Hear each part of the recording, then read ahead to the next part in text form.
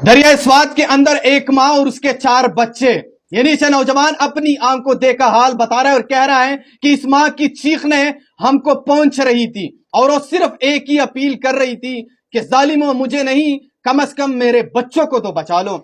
और उसका कहना था कि ये माँ मुसलसल 1 घंटे से सिर्फ एक ही बात दोहरा रही थी कि ए जालिमो मुझे ना सही मेरे बच्चों को तो कम से कम बचा लो। लेकिन उस शख्स का कहना है कि मेरे आंखों में आंसू आ गए और मैं उसके सामने सिर्फ रोता रहा, बेबसी के आंखों मैं कुछ भी नहीं कर पा रहा था।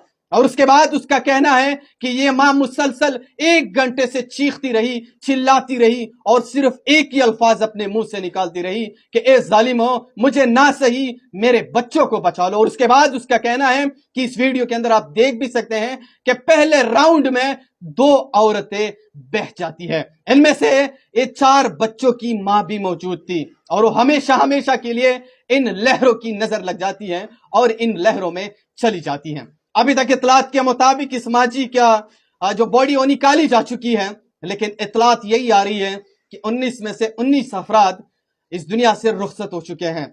बहुत दर्दनाक वाकया है, बहुत अफसोसनाक वाकया है।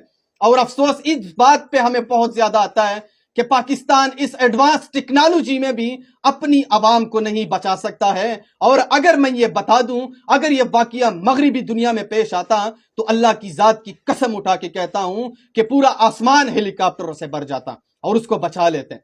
एक ही बंदे के लिए 3-3, 4-4 हेलीकॉप्टर मगरिबी दुनिया में बचाने के लिए आते हैं, लेकिन यहां पे 19 अफराद बेबसी के आंखों और अपनी मौत का इंतजार करते हुए 3 घंटों से, लेकिन कोई इदारा इसको बचाने के लिए नहीं आया।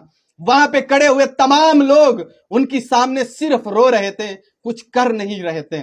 उस शख्स का कहना है कि यहां पे बहुत ज्यादा लोग इसको देख रहे थे, बहुत ही नजदीक से, और सारे के सारे लोगों के आंखें अश्कबार थी। सारे के सारे लोग रेस्क्यू 11-22 पे लगे हुए थे। सारे के सारे लोग खैबर पख्तूनख्वा हेलीकॉप्टर मंगवाने की कोशिश कर रहे थे और तमाम के तमाम लोग रो रहे थे, लेकिन किसी के बस में नहीं था इसको बचाना।